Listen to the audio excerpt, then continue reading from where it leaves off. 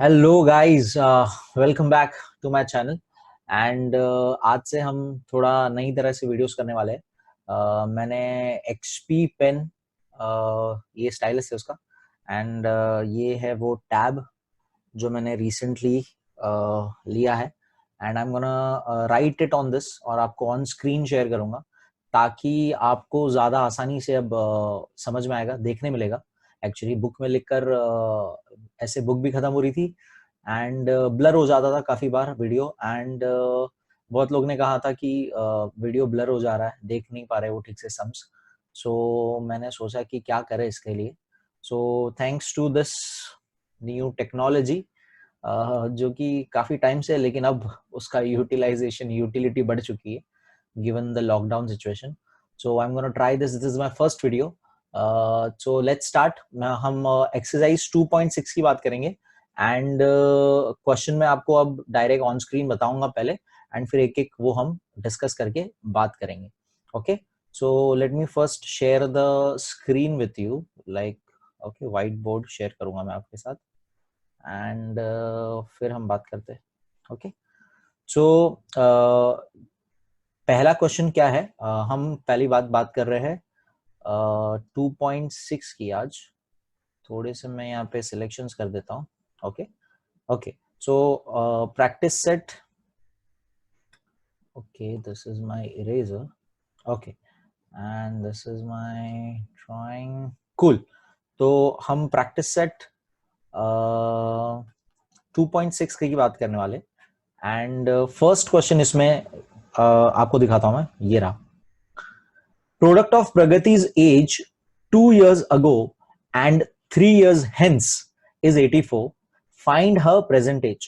बहुत सिंपल सा समय गाइस, बहुत ही सिंपल इक्वेशन हमें फॉर्म करना है। पहली बात, यहाँ पे बात हो रही है प्रगति की एज की। ओके, यहाँ पे प्रगति की एज की बात कर रहे हैं हम यहाँ पर। एंड यहाँ पर हमें एक ही लाइन में पूरा इक्वेशन बनाने दे दिया है वो लोग ने, 2 years ago। तो लेट्स से यहाँ पे जस्ट अ सेकेंड, मैं पूरा लिखता हूं।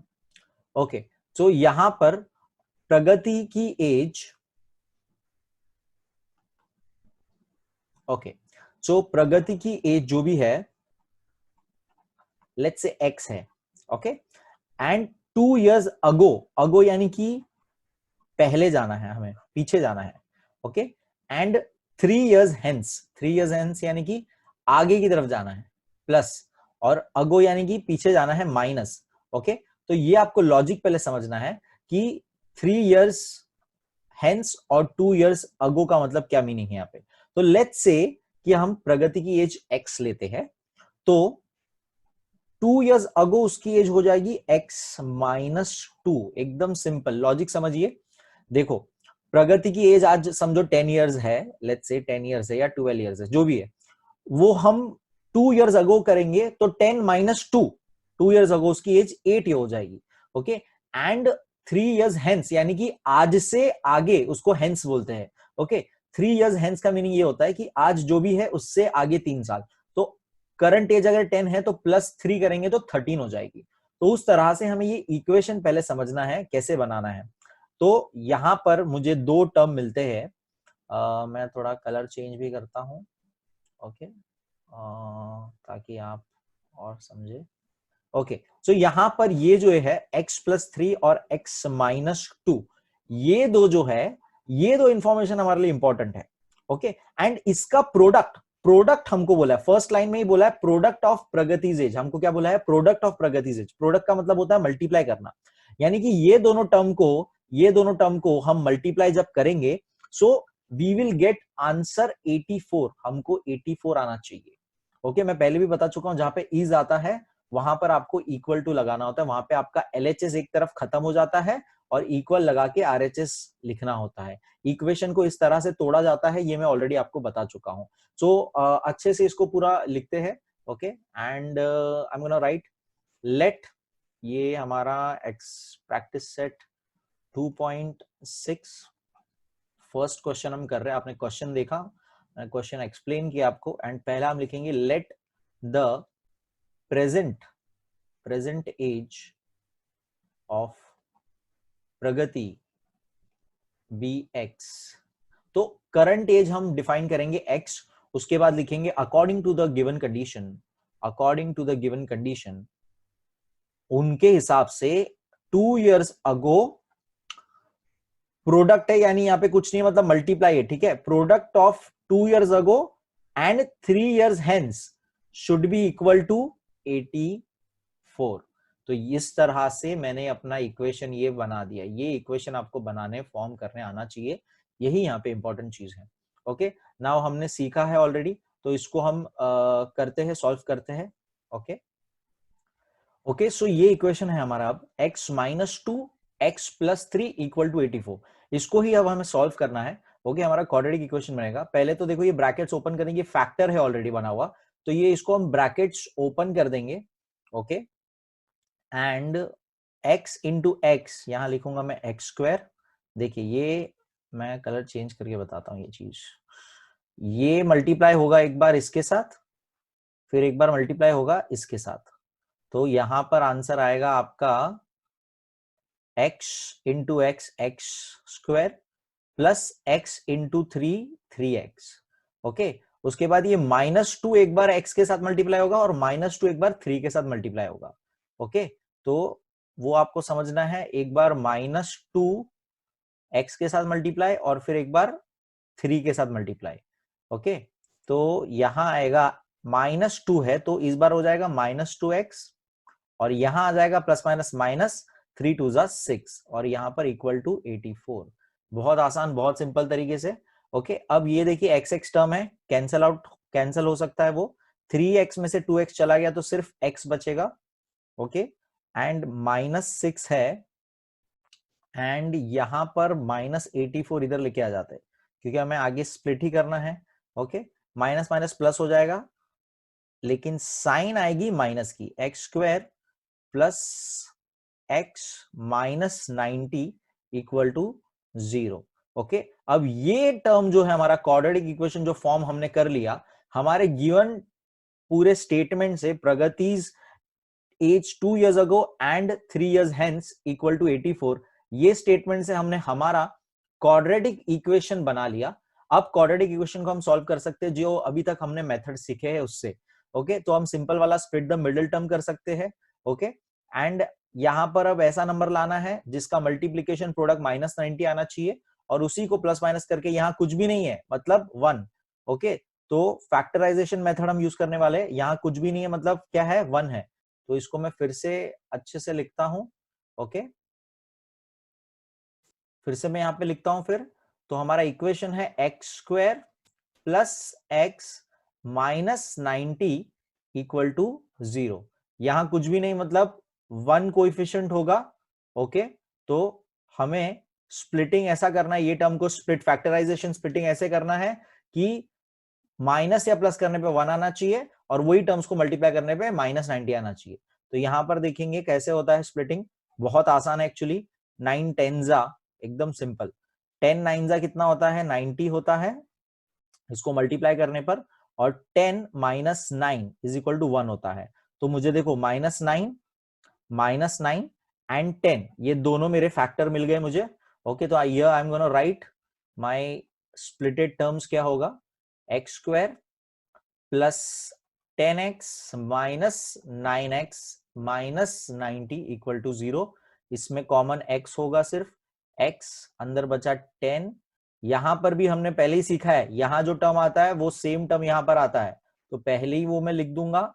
और क्या गायब हो गया दोनों में से, 9 बाहर आ गया, तो देखो चेक करेंगे बैलेंस बरोबर हो गया क्या, -9x जाएगा, अंदर जाएगा x के साथ मल्टीप्लाई होके -9x आ जाएगा, और वही -9 10 से मल्टीप्लाई होगा तो -90 आ जाएगा। इट मींस मैंने सही किया है सारा, साइन भी सब कुछ परफेक्ट हो गया।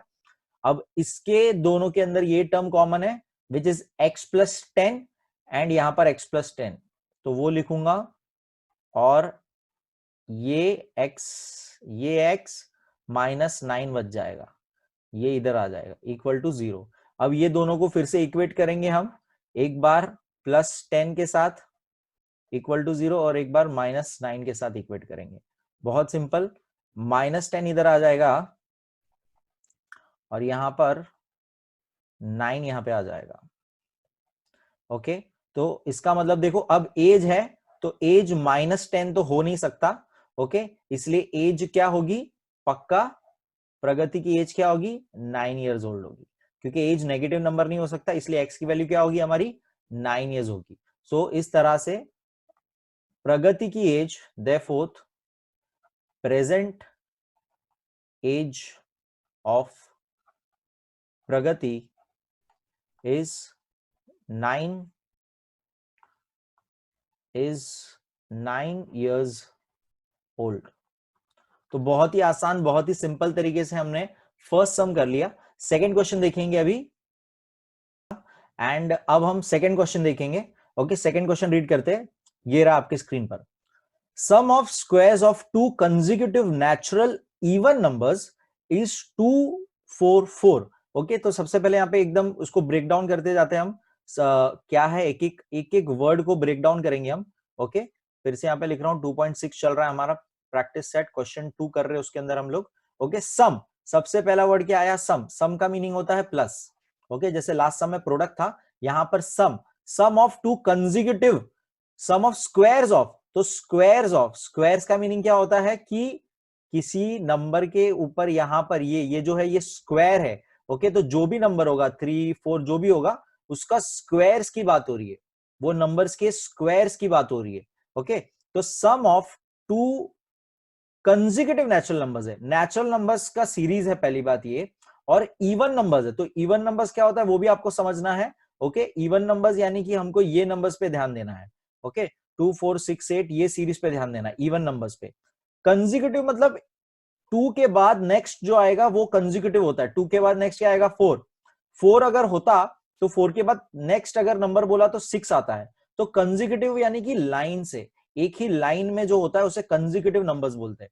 तो पहले तो ये समझना है हमें कि इवन नंबर्स है और उसके स्क्वायर्स को कोई भी दो जोड़ी के स्क्वायर्स को, या तो ये दो जोड़ी होगी, या तो ये होगी, या तो ये होगी, या तो कोई और नंबर हो सकता है आगे, वो उसके स्क्वायर्स को हम सम कर रहे हैं, सम यानी कि ऐड कर रहे हैं, तो हमें आंसर आता है 244।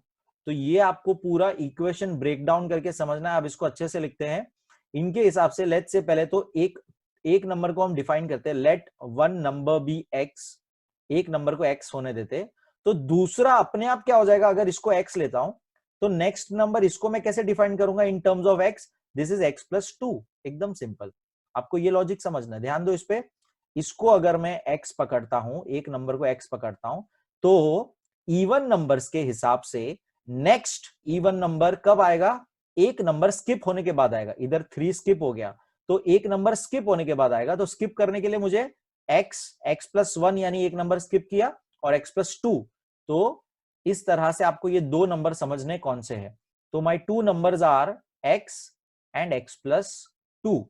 अब ये नंबर का सम नहीं हो रहा है, इसके स्क्वायर्स का हो रहा है, मतलब ये नंबर का स्क्वायर और ये पूरा नंबर एक साथ, ये साथ में टर्म है, इसका स्क्वायर, स्क्वायर ऑफ 2 ये हो गया पूरा। देखो, square of 2 consecutive even numbers is equal to 244। तो इस तरह से आपको ये पहले इक्वेशन बहुत अच्छे से बनाने आना चाहिए, फॉर्म करने आना चाहिए ये इक्वेशन आपको क्वेश्चन रीड करते हुए। ओके, इसको अब अच्छे से मैं यहाँ पे लिख देता हूं, एंड फिर से हम करेंगे। ओके, अच्छे से सॉल्व करेंगे यहाँ पे। सो हमारा इक्वेशन यहाँ पे पहले लिखेंगे लेट द फर्स्ट, या वन नंबर भी लिख सकते, first number be x, therefore the second number is x plus 2। ये आपको लॉजिक समझना है, बहुत इंपॉर्टेंट सा। x और x plus 2 दो नंबर है हमारे। Okay, therefore according to the given condition हमारा इक्वेशन क्या होगा, square of one even number and other even number which is consecutive number, ये दोनों का स्क्वायर को सम करेंगे तो 244 आएगा। So that's your equation. अब इसको सॉल्व करेंगे सिंपली, ये तो कुछ होगा नहीं सॉल्व, एक्स स्क्वायर ही ऑलरेडी, एक्स स्क्वायर लिखेंगे। इसको देखो a plus B whole square, a plus B whole square form है ये। ओके, तो a plus B whole square क्या होता है, आपको अभी हमने बहुत बार ये फॉर्मूला यूज किया है। A plus B whole square क्या होता है guys, A square plus 2ab plus B square. Okay, तो यहां पर ए स्क्वायर प्लस 2, ए यानी x और b यानी 2, तो ध्यान देना है यहां पर, मिस्टेक नहीं बिल्कुल भी, चाहिए तो पूरा लिखो आप। 2 स्क्वायर क्या होगा 4, और यहां पर 244।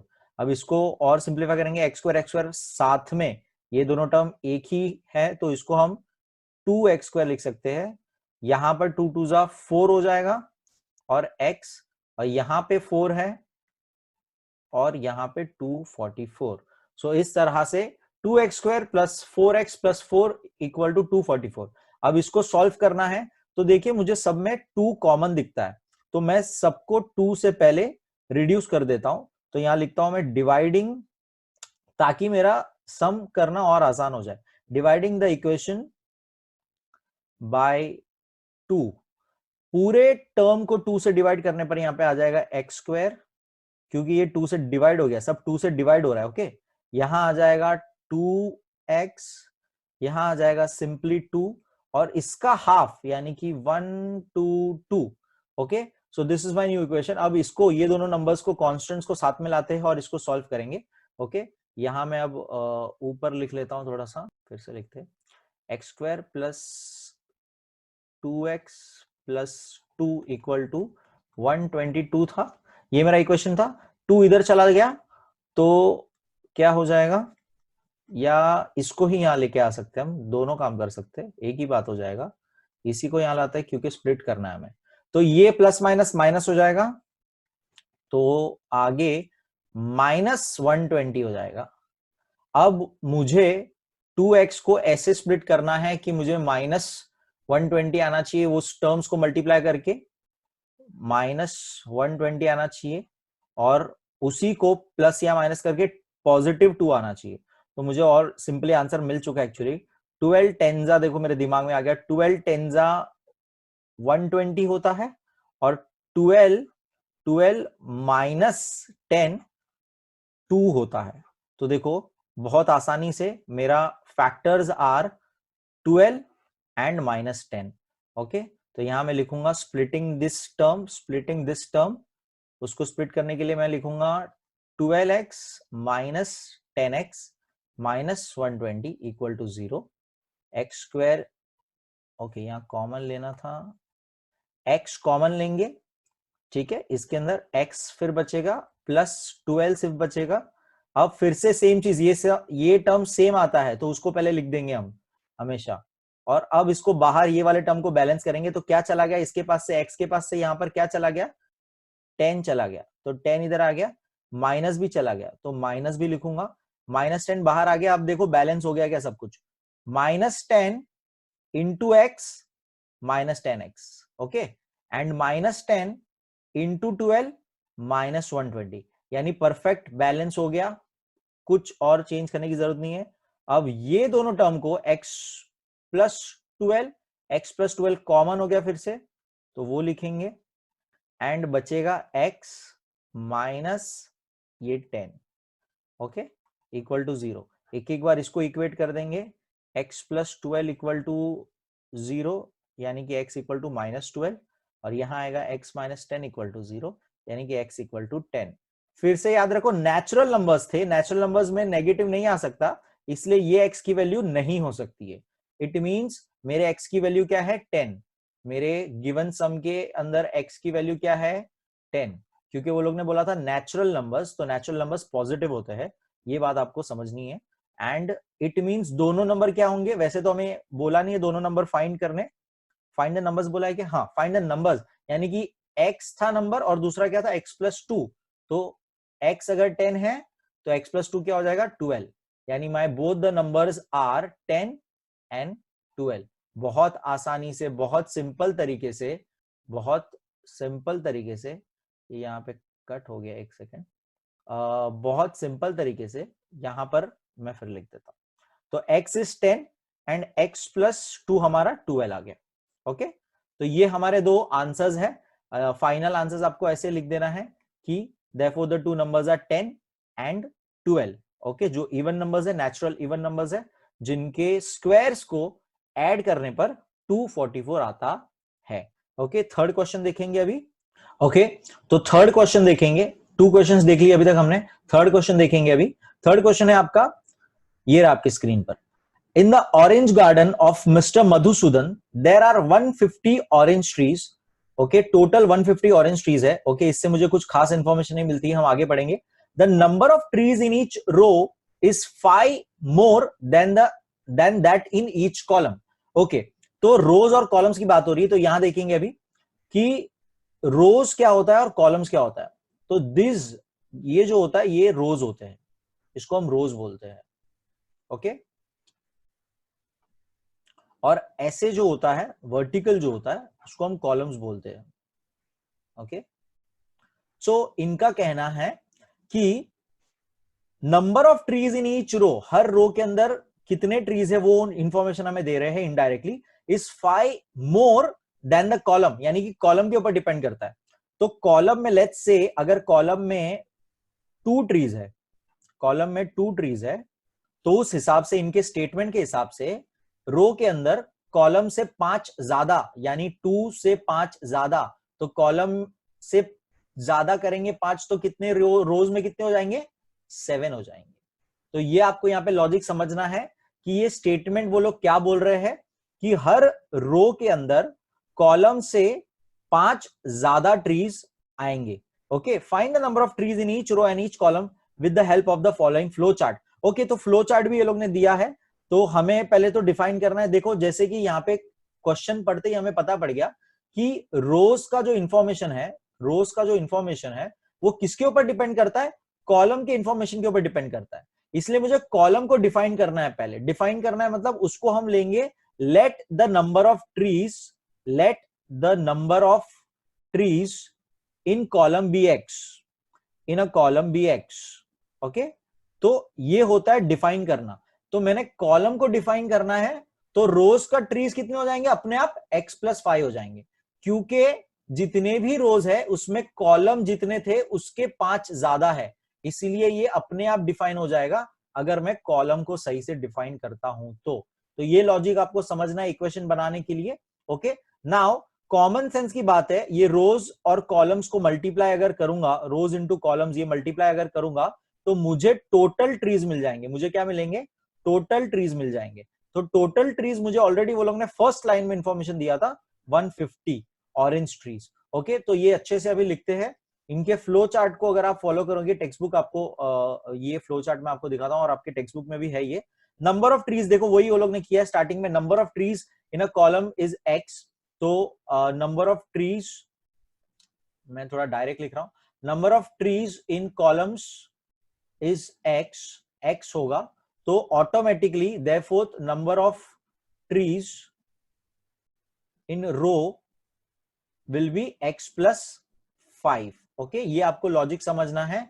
यहां x है, कॉलम में x है, तो यहां पर x+5 हो जाएगा। ओके, ये मैं अच्छे से थोड़ा लिख लेता हूं। कॉलम के अंदर x ट्रीज है, तो रोज के अंदर x+5 ट्रीज हो जाएंगे। ओके, एंड आगे की इंफॉर्मेशन है टोटल नंबर ऑफ ट्रीज 150 है, तो वो दोनों ट्रीज को मल्टीप्लाई करने पर मुझे पता पड़ेगा, ये दोनों ट्रीज को मल्टीप्लाई करने पर पता पड़ेगा रोज इंटू कॉलम्स, यानी कि, तो यहां पे लिखूंगा मैं according to the given condition x into x+5 will be giving me 150। बहुत आसान, बहुत सिंपल सा। ओके, x और ये रोज और ये कॉलम्स को मल्टीप्लाई अगर कर दूंगा तो मुझे टोटल नंबर ऑफ ट्रीज 150, जो वो लोग ने ही मुझे दिया है क्वेश्चन में, वो पता पड़ जाएगा। अब इसको सॉल्व करेंगे, ये हमारा क्वाड्रेटिक इक्वेशन फॉर्म हो चुका है।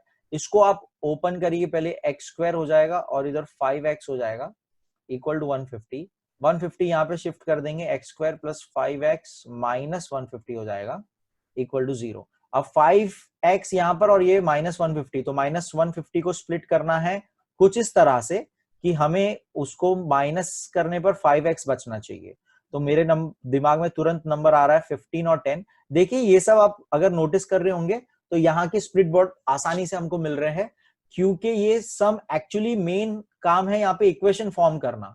तो इक्वेशन फॉर्म करना ये वो ज्यादा जरूरी है, practical application of quadratic equation हम सीख रहे हैं, इसीलिए यहाँ पर ये जो है इतने सिंपल सिंपल हमको काफी आसानी से एक ही बार में गेस करके आपको स्प्लिट मिल जा रहा है। तो 5x को स्प्लिट करेंगे, x square plus 15x minus 10x करूंगा तो 5x हो जाएगा, और उसी नंबर्स को मल्टीप्लाई करूंगा तो माइनस 150 आ जाएगा।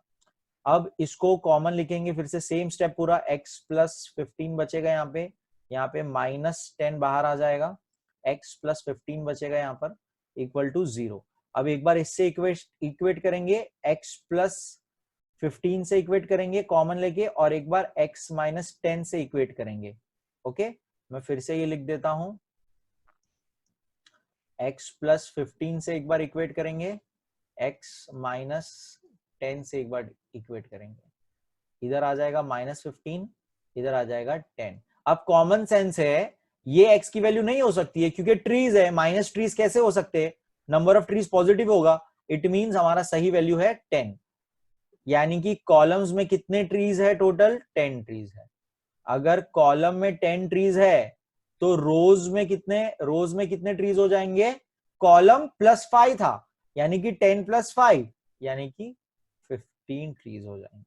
बहुत आसान, बहुत सिंपल। फाइनल आंसर आपको लिखना है ये कि therefore the number of trees in columns is 10 and in rows is 15। बहुत सिंपल, बहुत आसान सा सम। ओके, आगे बढ़ेंगे, नेक्स्ट सम देखेंगे। फोर्थ सम का क्वेश्चन आपके सामने ये रहा। Vivek is older than Kishore by 5 years। अब सबसे पहले इंफॉर्मेशन मुझे मिल गई यहाँ पे, विवेक किशोर से 5 साल बड़ा है। The sum of the reciprocals of their age is 1/6। अब रेसिप्रोकल क्या होता है वो भी आपको समझना है यहाँ पे। Find their present age. Okay, तो यहाँ पे देखते हैं, पहले तो विवेक है एक तरफ, ओके, एंड दूसरी तरफ किशोर है। ओके, अब दोनों के बीच में 5 साल का गैप है, 5 years का गैप है। अब बड़ा कौन है, विवेक इज ओल्डर, ये बड़ा है और ये छोटा है, और इट मींस हमारा डिपेंड किसके ऊपर, इक्वेशन किसके ऊपर डिपेंड हो रहा है, किशोर पे। कहने का मतलब हमें इसे डिफाइन करना है। तो let the age of Kishore be x years। अगर इसको x years कर दिया तो ये ऑटोमेटिकली क्या हो जाएगा, x प्लस 5, क्योंकि ये उससे 5 साल बड़ा है, तो विवेक की एज क्या हो जाएगी, x प्लस 5 हो जाएगी। आपको ये लॉजिक समझना है हमेशा, हर बार कि हमें डिफाइन किसको करना है। तो मैंने किशोर को अगर x एज ले लेता हूं तो विवेक की एज अपने आप 5 ज्यादा, किशोर से 5 years ज्यादा हो जाएगी, यानी कि x प्लस 5 हो जाएगी। Now they are telling the sum यानी कि फिर से ये प्लस, सम का मतलब होता है प्लस करना। रेसिप्रोकल मतलब क्या होता है, तो अगर 5 है तो रेसिप्रोकल ऑफ 5 इज 1/5, अगर 6 है तो रेसिप्रोकल इज दिस। तो रेसिप्रोकल मतलब हमें जो भी नंबर है, हर नंबर को हम फ्रैक्शन में लिख सकते हैं, तो उसको हमें रिवर्स कर देना है। 5 इज नथिंग बट 5/1, उसको हमने कर दिया 1/5। 6 इज नथिंग बट 6/1, उसको हमने कर दिया 1/6। तो ये लॉजिक आपको समझना है यहाँ पर कि रेसिप्रोकल, तो यहां पर इन दोनों के रेसिप्रोकल, तो x का रेसिप्रोकल क्या हो जाएगा, 1/x, और ये x प्लस 5 का रेसिप्रोकल क्या हो जाएगा, x 1/x प्लस 5। इसका सम करने पर आंसर आता है 1/6। ये इक्वेशन हमको डिराइव करने आना चाहिए। ये है हमारा प्रेजेंट सॉल्व करने का equation according to the given condition. Kishore की एज का रेसिप्रोकल और विवेक की एज का रेसिप्रोकल, वो दोनों को ऐड करने पर हमें आना चाहिए 1/6। ओके, इसको सॉल्व करेंगे अभी। पहले इसको हम क्रॉस यहां पे कर देंगे, क्रॉस मल्टीप्लाई कर देंगे। लेट्स सी क्या होता है। इधर x प्लस 5 इधर आ जाएगा पूरा, x प्लस 5 1 से मल्टीप्लाई, इधर प्लस x इंटू 1, ये इधर चला जाएगा x, और होल नीचे डिवाइड बाय, दोनों आपस में डिवाइड हो जाएंगे, यानी कि x डायरेक्ट मल्टीप्लाई कर रहा हूं मैं, x स्क्वायर हो जाएगा और 5x हो जाएगा इक्वल टू 1/6। अब नेक्स्ट लाइन में 6 को इधर भेज देता हूं और ये पूरे टर्म को इधर भेज देता हूं 1 के पास, फिर से क्रॉस हो जाएगा क्योंकि डिवीजन इधर जाके मल्टीप्लाई और इधर भी डिवीजन इधर जाके मल्टीप्लाई। ओके, तो वो करूंगा, यहाँ पे ऊपर लिखता हूं मैं वो चीज। ओके, तो यहां पर फिर से हम ये लिखेंगे,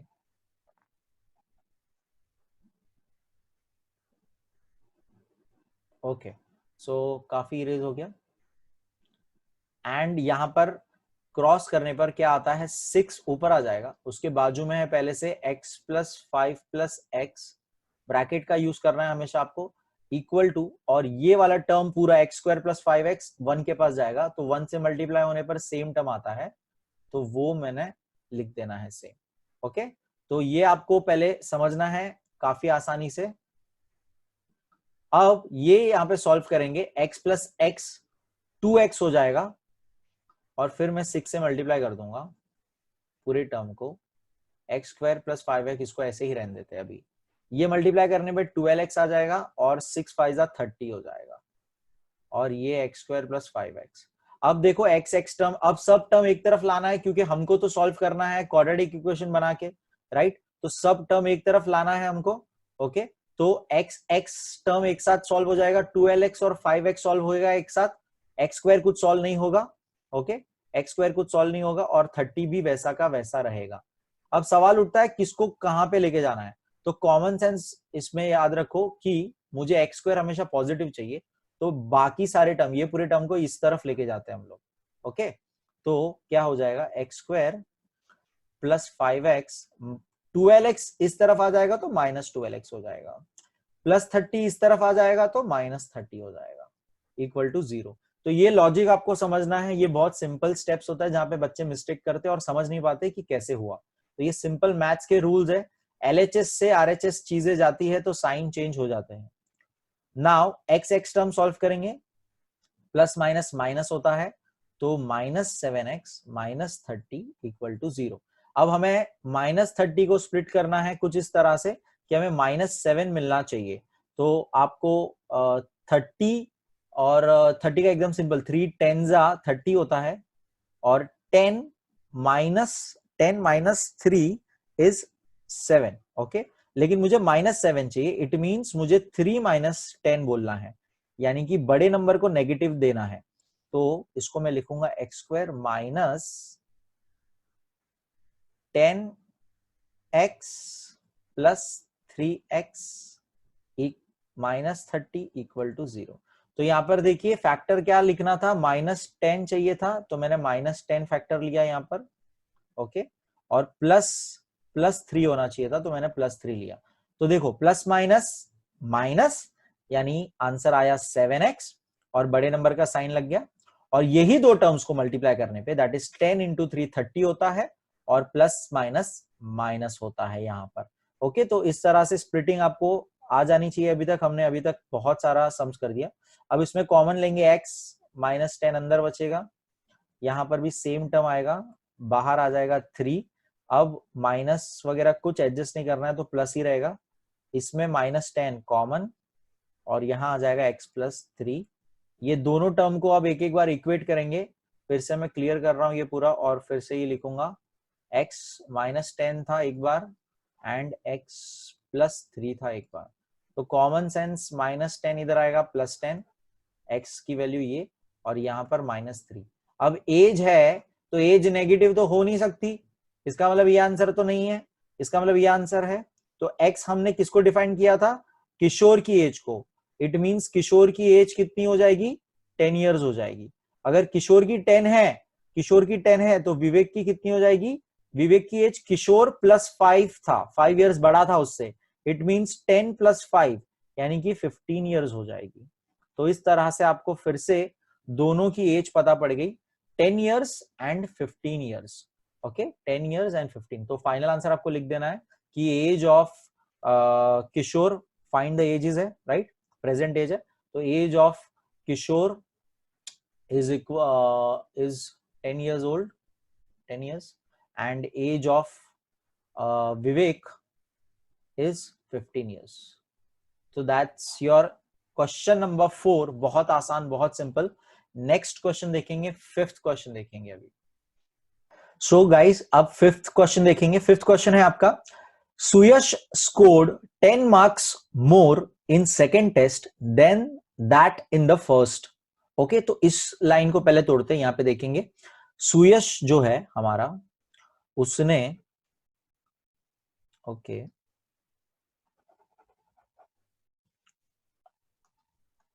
तो यहां पहले देखेंगे सुयश जो है सुयश ने स्कोर 2 टेस्ट दे रहा है वो, okay, first test and second test, 2 test दे रहा है, और एक टेस्ट में यहां पे इंफॉर्मेशन दिया है कि 10 marks more in second test.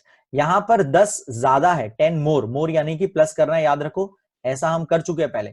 10 marks more then in first, तो लेट्स से ये कंपेयर हो रहा है फर्स्ट से, इसका मतलब सेकेंड का इंफॉर्मेशन फर्स्ट के ऊपर डिपेंड है, जिसके ऊपर डिपेंड होता है उसको हम डिफाइन करते हैं, ओके। तो हम फर्स्ट टेस्ट को डिफाइन करते हैं, यानी कि इसको एक्स लेते हैं, लेट्स से इसको यहां पर एक्स मार्क्स मिले हैं, उस हिसाब से यहां पर सेकेंड टेस्ट में उसको कितने मार्क्स मिले होंगे, एक्स प्लस 10 मार्क्स मिले होंगे, एक्स प्लस 10 मार्क्स, ओके। ये लॉजिक आपको फिर से समझना है कि Suyash scored 10 marks more in the second test than in the first test, first test से 10 मार्क्स ज्यादा उसको मिला है सेकेंड टेस्ट में। सेकेंड लाइन इंफॉर्मेशन है 5 times the score of second test is the same as square of the score in the first test। तो इसको एकदम सिंपल तोड़ देते, पार्ट्स में तोड़ देते, 5 टाइम्स यानी कि multiply, 5 times the score of, किससे मल्टीप्लाई हो रहा है, 5 times the score of second test. तो यहां पे सेकेंड टेस्ट का स्कोर क्या है, उसको ब्रैकेट में लिख रहा हूं मैं, x plus 10, 5 times the score of second test is, मैंने पहले भी बताया, इज मतलब क्या होता है, इक्वल टू, इज मतलब क्या होता है, equal to, is square of the score of first test. तो फर्स्ट टेस्ट पहले लिखो, इसका स्क्वायर होना चाहिए, यानी कि यहां पर स्क्वायर। तो इस तरह से आपको ये इक्वेशन फॉर्म करने आना चाहिए, ये इक्वेशन फॉर्म करने आना चाहिए, 5 times the score of second test is equal to the square of score of first test, okay. तो इसको अब सॉल्व करेंगे हम, ये फिर से मैं लिखता हूं अच्छी तरह से, ओके।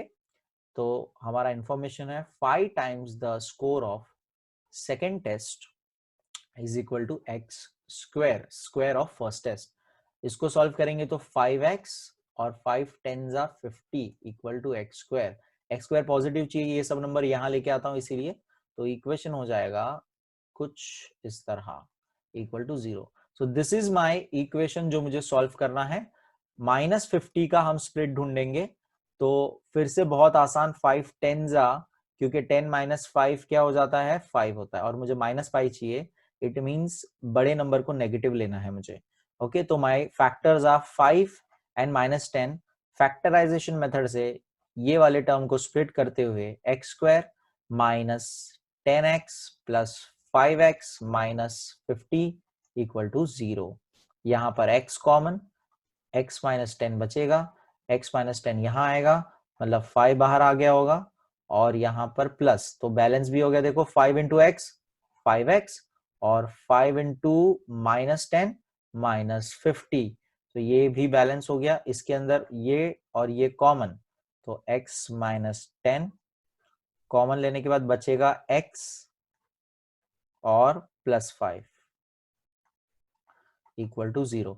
इसको एक एक बार हम इक्वेट करेंगे, तो x माइनस 10 इक्वल टू 0, यानी कि x इक्वल टू 10, और यहाँ पे x इक्वल टू -5 आएगा, लॉजिक एकदम simple, okay. Now common sense है, फिर से मार्क्स है तो नेगेटिव मार्क्स यहाँ पे हमें नहीं अज्यूम करना है, ठीक है, तो ये तो नहीं हो सकता है, ओके।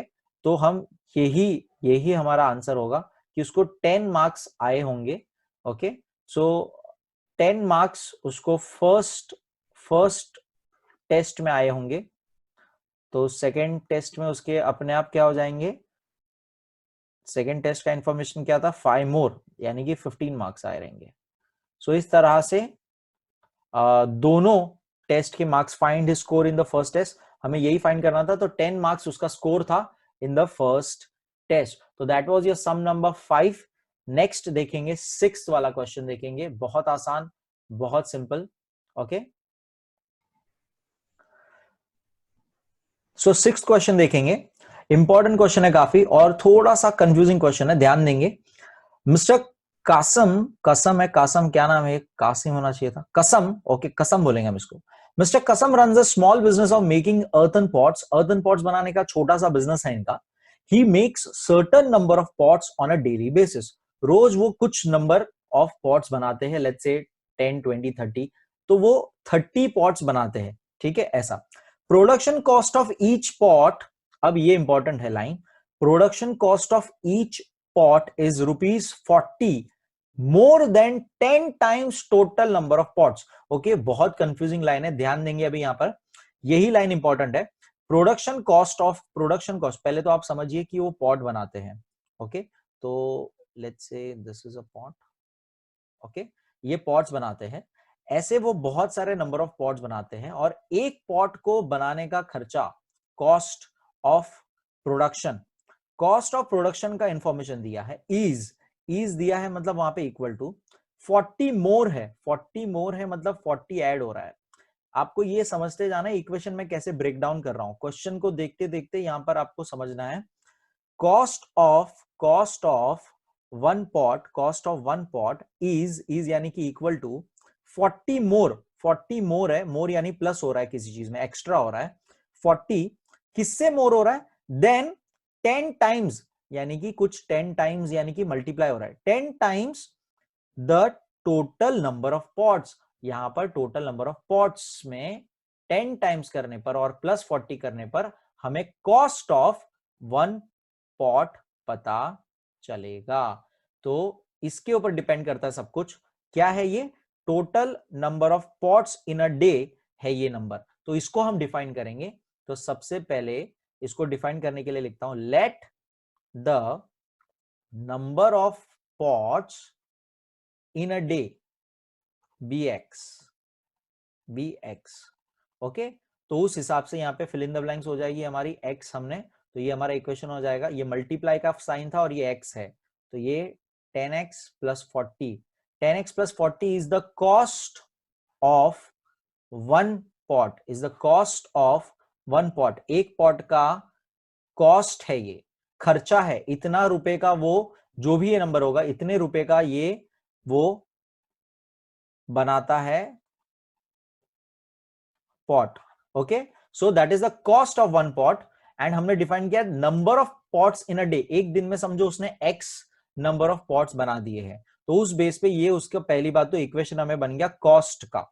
ओके, आगे पढ़ेंगे, आगे क्या दिया है, if production cost of all the pots per day is ₹600। अब ये फिर से इंफॉर्मेशन बहुत बहुत इंपॉर्टेंट, बहुत ध्यान से, उसने production cost of all pots की बात की, अब यहां पे वो ऑल पॉट्स की बात कर रहा है, ऑल पॉट्स यानी कि सब के सब, यानी कि टोटल हमारे पॉट्स कितने थे x, इसकी बात कर रहा है वो, इसके जितने भी मल्टीप्लाई करेंगे कॉस्ट से जब इसको, तो आंसर 600 आना चाहिए। तो यहां पर आप ध्यान देंगे कि total number of pots multiply by one cost, one cost कितना है ये, तो वो मैं पूरा ब्रैकेट्स में लिख रहा हूं, 10x प्लस 40, तो आता है आंसर 600, ये मेरा मेन इक्वेशन है। Okay, this is my main equation जो मुझे सॉल्व करना है। अब फिर से एक और बार इसको समझते हैं कैसे फॉर्म हुआ। ओके, पहले इस पे ध्यान देंगे, इस पे ध्यान देंगे पहले, ये कैसे आया, तो उन्होंने कहा कि प्रोडक्शन जो भी था, कॉस्ट ऑफ वन पॉट का जो भी था, उसका कॉस्ट था 40 more than 10 times the number of pot in a day. उस बेस पे मैंने ये इक्वेशन फॉर्म किया कि अगर एक दिन में जितने भी पॉट बनते, लेट्स से 10 पॉट्स बनते हैं, एक दिन में कितने पॉट बनाता है वो, 10 पॉट बनाता है, उसके हिसाब से एक पॉट को बनाने का खर्चा, एक पॉट को बनाने का खर्चा दैट इज कॉस्ट कितना हो जाएगा, अगर 10 पॉट्स है, तो ये इक्वेशन के हिसाब से, ये इक्वेशन के हिसाब से अगर मैं 10 यहां पे डालता हूं, तो 10 10 100 प्लस 40, यानी कि एक को बनाने का खर्चा उसका हो जाएगा ₹140। ओके, ये सिंगल एक ही पॉट का है, ये आपको समझना है पहले। ओके, अब मुझे इंफॉर्मेशन दिया है total cost of all pots दिया है, ठीक है, वो है 600 रुपया, 600 रुपया टोटल है। टोटल कब आएगा, जब ये सिंगल को जब मैं मल्टीप्लाई करूंगा, कितने पॉट्स थे उससे मल्टीप्लाई करूंगा, तो लेट्स से अगर इसको मल्टीप्लाई करता हूं, तो 140 इंटू 10 करता हूं, तो कितना हो जाता है, 1400 आ जाता है। तो जैसे ये 1400 is the total cost of all the pots, okay, when the single cost was 140, उसी तरह से यहां पे हमारा गिवन इंफॉर्मेशन में यहां 600 आना चाहिए, यहां पर हमको पता नहीं है क्या है, तो हमने x लिया हुआ है और ये इंफॉर्मेशन हमने फॉर्म किया है यहां पर। तो इस तरह से जब मैं सिंगल कॉस्ट को नंबर ऑफ पॉट से मल्टीप्लाई करूंगा तो मुझे टोटल कॉस्ट मिलेगा।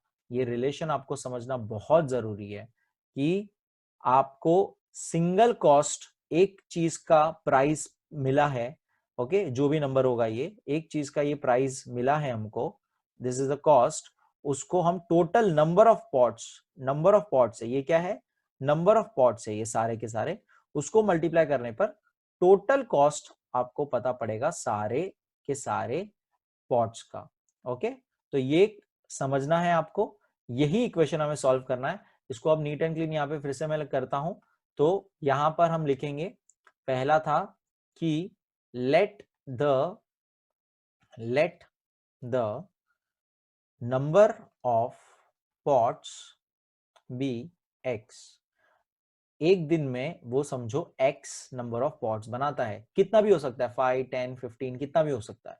ओके, उस हिसाब से according to the given condition the cost of 1 pot equal to 10x plus 40। ये अब हमने डिराइव किया, इसको रुपीज लिख रहा हूं और ये ब्रैकेट यूज कर रहा हूं क्योंकि ये कॉस्ट है तो ये रुपीज में होगा। तो ये हमने डिराइव किया, अभी देखा कैसे ये पूरा बना, एक्सप्लेन किया मैंने आपको क्वेश्चन में यही लिखना है एक्चुअली, सिर्फ ये मेन सोल्यूशन ऐसा लिखना है। उसके पहले जो ये मैंने आपको सब बताया था वो सिर्फ समझाने के लिए था कि ये कैसे इक्वेशन फॉर्म होता है। So according to the given condition, the cost of one pot is this much. Okay. Also the total cost कैसे मिलेगी? तो number of pots multiply by single cost, that is 10x plus 40 equal to 600। तो ये हमारा given information, ये multiply होने पर हमको ये मिलेगा, ये आपको समझना है। अब ये मल्टीप्लाई करेंगे तो क्या हो जाएगा, 10x square plus 40x equal to 600। इसी को सॉल्व करना है अब हमें। देखो यहाँ पर इसको रिड्यूस कर सकते हैं, 10 से अगर पूरा डिवाइड करूंगा तो सिंपल इक्वेशन हो जाएगा। तो ये मैं उसको सिंपल इक्वेशन कर देता हूं। तो यहाँ पर आपको लिखना है डिवाइडिंग बाय 10। ओके, तो ये सिंपल इक्वेशन हो जाएगा। 60 को यहां ले लेते हैं ताकि इसको सॉल्व करेंगे हम। 4x minus 60 equal to 0। अब ऐसा 60 का स्प्लिट, माइनस 60 का स्प्लिट ढूंढना है हमको कि उसको मल्टीप्लाई करने पर 60 और प्लस माइनस करने पर 4 आना चाहिए। तो बहुत आसान, अभी तक जैसा चल रहा है बहुत आसान। 6 10 60 होता है और 10 माइनस 6 कितना होता है, 4 होता है। मुझे पॉजिटिव ही चाहिए, मतलब बड़ा नंबर पॉजिटिव ही होना चाहिए, मतलब फैक्टर्स आर 10 एंड माइनस 6। तो x square plus 10x minus 6x minus 60 equal to 0। यहां पर x कॉमन तो x प्लस 10 आ जाएगा, यहां पर माइनस 6 बाहर आएगा, x प्लस 10 अंदर आएगा। ओके, यहाँ x प्लस 10 कॉमन और x माइनस 6 आ जाएगा इक्वल टू 0। यही दो टर्म को इक्वेट करेंगे। मैं फिर से ये क्लियर कर रहा हूं पूरा और हम आगे फिर से ये लिखता हूं मैं, x प्लस 10 और x माइनस 6, x प्लस 10 और x माइनस 6 इक्वल टू 0, यानी कि ये माइनस 10 और ये 6। अब कॉमन सेंस से x हमने क्या डिफाइन किया था, नंबर ऑफ पॉट्स, राइट। तो नंबर ऑफ पॉट्स नेगेटिव तो नहीं बना सकता वो, है ना, तो ये आंसर नहीं है। इट मींस 6, यानी कि वो टोटल कितने पॉट्स बनाता है एक दिन में, 6 पॉट्स बनाता है। उस हिसाब से कॉस्ट ऑफ 1 पॉट कितना हो जाएगा, 10 into 6 plus 40, that is 60 plus 40, यानी कि एक पॉट को बनाने का खर्चा कितना है, वो 100 रुपए में एक पॉट बनता है। कॉस्ट 100 रुपए में एक पॉट बनता है। और कितने टोटल पॉट बनाता है दिन में, 6। तो देखो हमको टोटल दिया था कि नहीं, टोटल कॉस्ट दिया था। तो जब मैं देखो 6 और 100 को मल्टीप्लाई करता हूं, कॉस्ट और नंबर ऑफ पॉट्स को मल्टीप्लाई करता हूं तो 600 भी मिलता है। सो इस तरह से मेरा ये मैं आपको चेक करके बता रहा हूं कि हमारा ये आंसर परफेक्ट है। इट मींस ये हमारा सही आंसर है। आपको यहां पे आने के बाद डायरेक्ट लिखना है therefore the total number of pots in a day is 6. That is your final answer. ये आपका फाइनल आंसर होना चाहिए।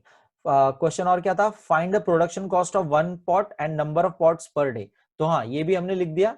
और ये कॉस्ट ऑफ प्रोडक्शन भी बोला था 1 डे का, तो आपको ये ढूंढ के भी बताना है, ये पार्ट भी आपको ढूंढ के बताना है। ओके, तो ये भी आपको लिखना है। फिर से हमारा इक्वेशन ही था जो स्टार्ट में हम लिख चुके थे। ओके, तो ये इस तरह से दोनों आंसर आपको मिल गया, 6 एंड 100।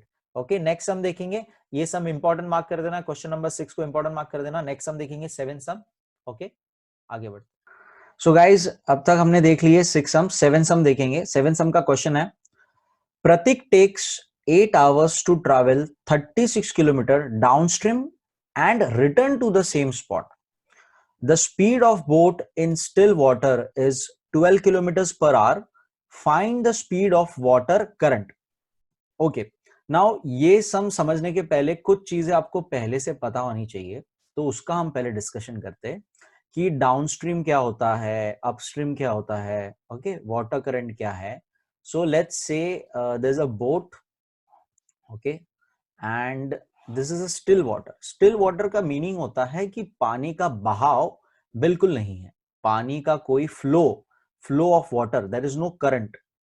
करंट बोलते हैं उसको, फ्लो ऑफ वाटर को क्या बोलते हैं? करंट बोलते हैं। Okay, so there is no flow of water, यानी कि अगर मुझे एक जगह से दूसरी जगह जाना है, लेट्स से ए स्पॉट से बी स्पॉट जाना है, तो मुझे टोटली डिपेंड होना पड़ेगा on the speed of my boat. Boat का जितना स्पीड होगा उस पे ही मैं आगे बढ़ूंगा। ओके, मुझे बोट की स्पीड से ही यहां से यहां आना पड़ेगा। ओके, नाउ अनदर सिचुएशन जहां पर पानी का फ्लो होता है, पानी का फ्लो होता है मतलब पानी का करंट होता है, इसको हम कहते हैं स्पीड ऑफ द करंट। क्या कहते हैं? Speed of the current. अब स्पीड ऑफ द करंट यानी अगर कोई भी चीज इसके अंदर गिरी, वो अपने आप बहने लगेगी और यहां पहुंचेगी। तो अब अगर समझो बोट जो हमारी है वो अगर बंद भी है, मतलब हम उसको नहीं चला रहे, बोट को चला नहीं रहे, फिर भी बिकॉज ऑफ द करंट की स्पीड वो एक स्पॉट से दूसरे स्पॉट फ्लो होने लगेगी, राइट? तो अब इसके अंदर हम बोट भी चलाएंगे, यानी कि स्पीड ऑफ बोट भी काम करेगी और करंट भी काम करेगा अगर हम ए से बी जाएंगे तो। ओके, सो ये दो सिनेरियो आपको समझना है कि स्टिल वाटर यानी कि यहां पर सिर्फ हमारा बोट का स्पीड काम करेगा, एंड फ्लो ऑफ वाटर यानी कि स्पीड ऑफ द करंट, इसमें बोट की स्पीड भी काम करेगी एंड करंट भी, यानी कि पानी की स्पीड भी काम करेगा। तो पहले तो ये लॉजिक समझना है।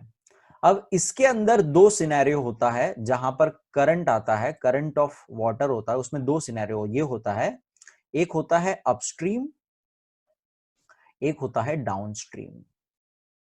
ओके, अब ये दोनों टर्म आपको पहले समझना है। ओके, डाउनस्ट्रीम अपस्ट्रीम बहुत सिंपल टर्म है। अगर मेरी बोट जिस डायरेक्शन में मेरा करंट ऑफ वाटर है, यानी कि पानी का बहाव ए से बी के तरफ है, फ्रॉम ए टू बी मेरा पानी का फ्लो है, इस डायरेक्शन में मेरा फ्लो है, वाटर करंट का फ्लो इस डायरेक्शन में, और अगर मेरी बोट भी मैं इसी डायरेक्शन में चलाता हूं, तो कॉमन सेंस की बात है, मुझे मेहनत कम करनी है, मेरा बहना, बोट का फ्लो होना इजी हो जाएगा, क्योंकि मुझे करंट की फ्लो से हेल्प मिल रहा है। तो डाउनस्ट्रीम यानी कि in the direction of the current, मेरा बोट का डायरेक्शन और मेरा वाटर करंट का डायरेक्शन दोनों ही कॉमन होगा डाउनस्ट्रीम में। ओके, एंड अपस्ट्रीम यानी कि मैं स्ट्रीम जो हम बोल रहे हैं इसको अप अगेंस्ट जा रहा हूं, I am going against the current of water, यानी कि अब मुझे पानी का बहाव इस तरफ है, पानी का बहाव इस तरफ है, लेकिन मेरी बोट मैं ऑपोजिट डायरेक्शन में लेके जा रहा हूं। तो अब कॉमन सेंस है, यहां मुझे ज्यादा मेहनत करनी पड़ेगी, नॉर्मल स्पीड ऑफ बोट से भी ज्यादा मेहनत करनी पड़ेगी, ताकि मैं इस करंट को ब्रेक करके आगे बढ़ता जाऊं। ओके, तो ये ऑपोजिट डायरेक्शन है यहां पर, और यहां पर सेम डायरेक्शन है। ये दोनों चीज समझनी है। इसके बेस पे इसका फॉर्मूला कैसा होता है हम आगे देखेंगे। तो जब हमारा डाउनस्ट्रीम होता है और यहां पर हम अपस्ट्रीम लिखेंगे, अपस्ट्रीम, तो पहले हम डिफाइन करते हैं कि स्पीड ऑफ बोट को हम समझो x किलोमीटर पर आवर लेते हैं। ठीक है, स्पीड ऑफ बोट हम x किलोमीटर पर आवर लेते हैं, and speed of the current यानी कि वाटर का फ्लो कितना है उसको y लेते हैं, y किलोमीटर पर आवर। ये दोनों चीज आप समझिए, ये मेरी बोट जिस स्पीड से काम करती है that is x kilometre per our की स्पीड से मेरी बोट चलती है, और पानी का फ्लो कितना तेज है that is the speed of current that is y kilometre. तो अब भी हमने जैसे देखा कि डाउनस्ट्रीम यानी कि जिस डायरेक्शन में करंट है, करंट ऑफ वाटर है, उसी डायरेक्शन में बोट है। तो डाउनस्ट्रीम में दोनों की स्पीड ऐड हो जाती है, यानी कि x प्लस वाई हो जाती है। तो ये लॉजिक आप पहले समझिए कि ये कैसे इक्वेशन बनता है डाउनस्ट्रीम का, x प्लस वाई, जिसमें एक हम करंट लेते हैं, दूसरा हम बोट की स्पीड लेते हैं। अपस्ट्रीम के अंदर क्या होता है, मेरा करंट तो जो भी तरफ है डजंट मैटर्स, तो लेट्स से इस तरफ मेरा करंट फ्लो है, लेकिन मेरा बोट का डायरेक्शन ऑपोजिट है, मेरे बोट का डायरेक्शन में उसके ऑपोजिट जा रहा हूं। ठीक है, ऐसे केस में होता है कि हमको हमारा जो भी स्पीड होता है वो माइनस हो जाता है, वो हमें कम ले लेता है, तो हम यहां पर x माइनस वाई लिखते हैं। ठीक है, तो अपस्ट्रीम का फॉर्मूला होता है कि हमने बोट की स्पीड में से करंट की स्पीड माइनस कर देनी है, और डाउनस्ट्रीम का होता है बोट की स्पीड में करंट की स्पीड ऐड कर देती है, हमारी स्पीड और बढ़ा देती है। तो वो बढ़ोतरी कौन देता है हमें, करंट की एक्स्ट्रा स्पीड, और यहां पर हमें कौन रुकावट बना है, हमारा करंट ही हमारा रुकावट बना है, राइट, हमारा करंट ही हमारा रुकावट बना है, और यहां पर करंट हेल्प करता है, यहां पर करंट रुकावट बना है, तो करंट यहां पे माइनस होता है। तो ये लॉजिक आप पहले समझिए ध्यान से कि x माइनस वाई और x प्लस वाई कैसे होता है डाउनस्ट्रीम एंड अपस्ट्रीम। ओके, अब क्वेश्चन को आगे फिर से एक और बार पढ़ते हैं कि प्रतीक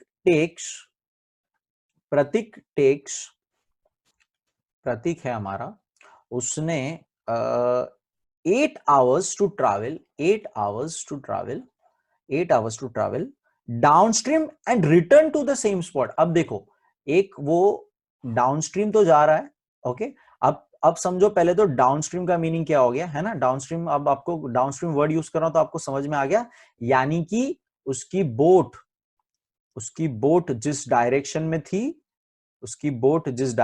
थी, पानी का बहाव भी उसी डायरेक्शन में था।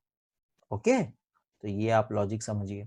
तो डाउनस्ट्रीम जाता है और रिटर्न आता है, 8 आवर्स में है, ये समझना बहुत जरूरी है, सिर्फ ये वन टाइम का नहीं है, यानी ए टू बी गया वो, और फिर बी टू ए वापस भी आ गया, ये दोनों का टाइम मिला के 8 आवर्स हमको दिया हुआ है।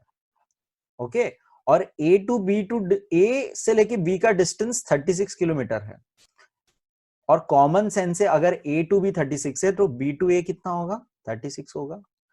कहने का मतलब उसने टोटल 36 प्लस 36 यानी 72 किलोमीटर कंप्लीट किया टोटल 8 आवर्स के अंदर।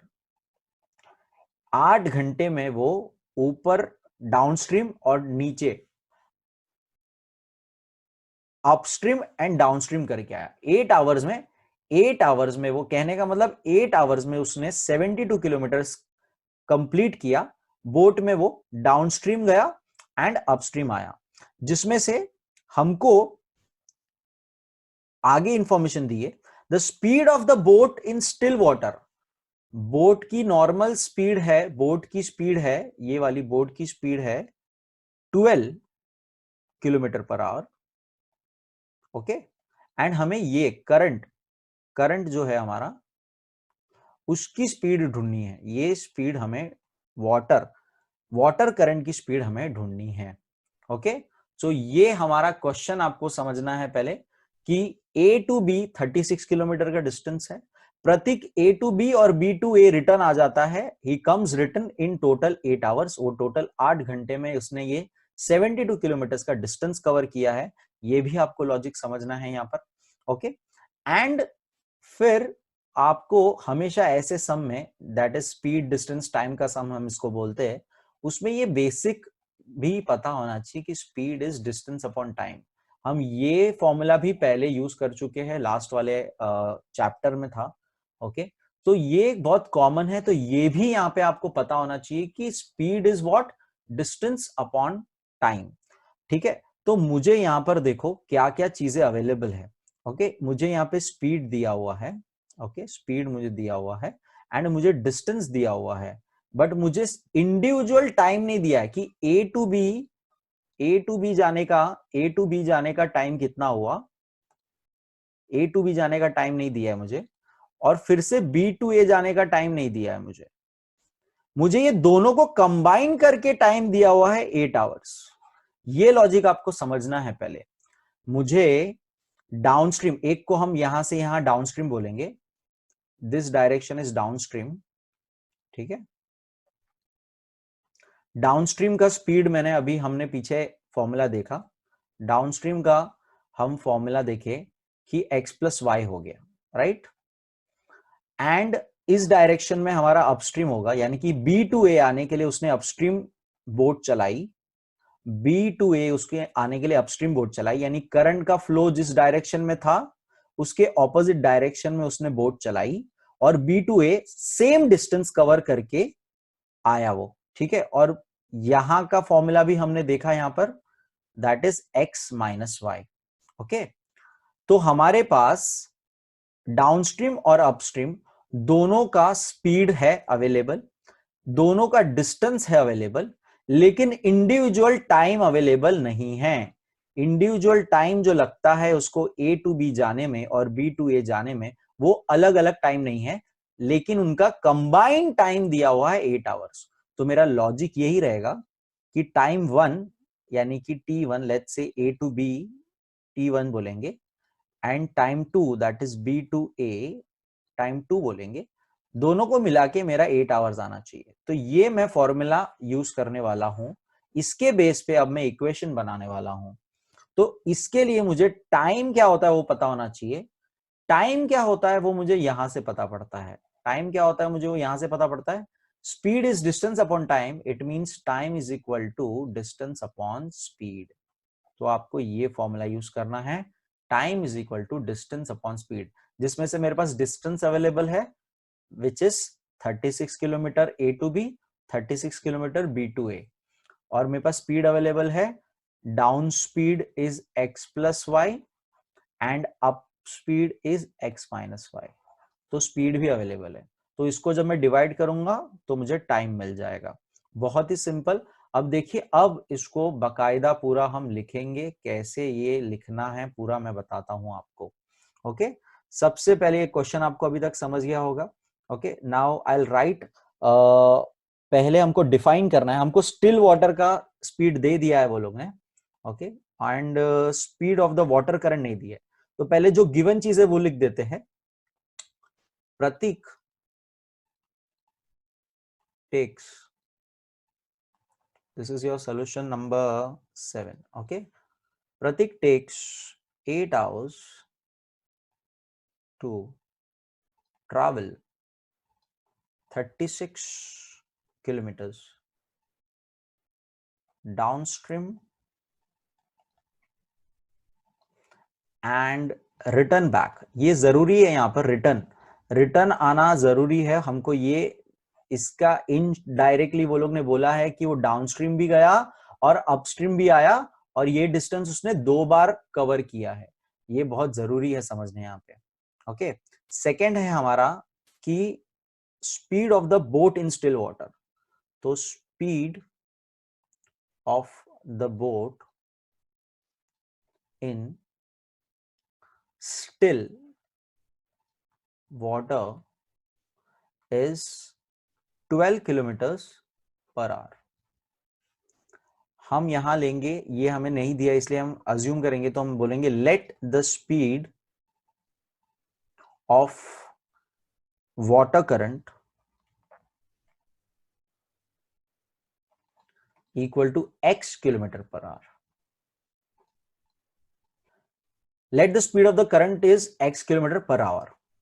तो अब भी जैसे हमने डिस्कस किया अपस्ट्रीम एंड डाउनस्ट्रीम, इसके हिसाब से फिर क्या हो जाएगा, तो हम लिखेंगे speed of boat in downstream.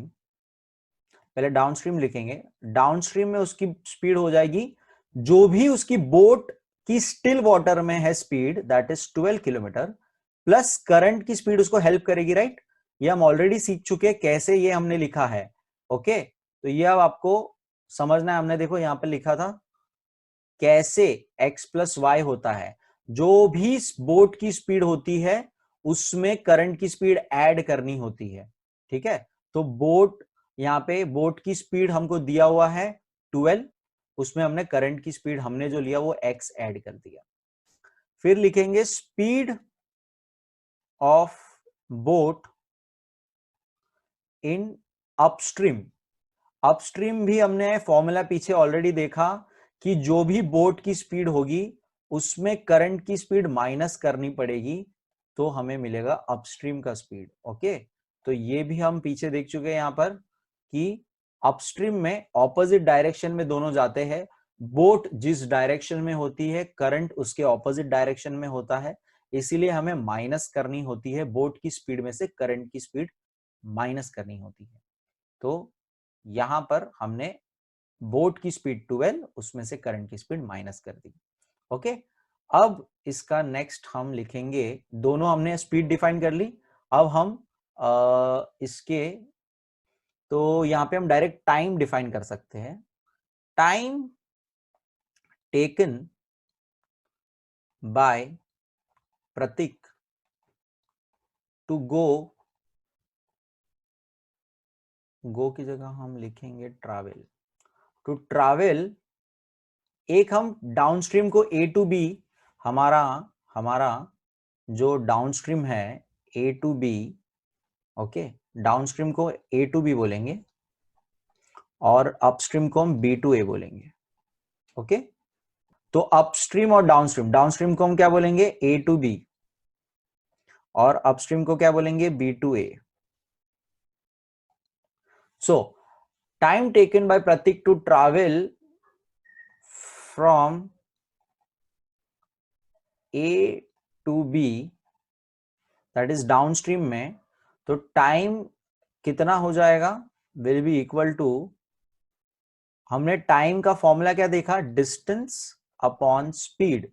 तो डिस्टेंस कितनी होगी 36 किलोमीटर, और स्पीड अब भी हमने बनाई 12 प्लस एक्स, तो ये हमारा टाइम हो जाएगा। ओके, इसको हमें ध्यान रखना है, इसको हम दे देंगे इक्वेशन 1, एंड फिर हम लिखेंगे टाइम टेकन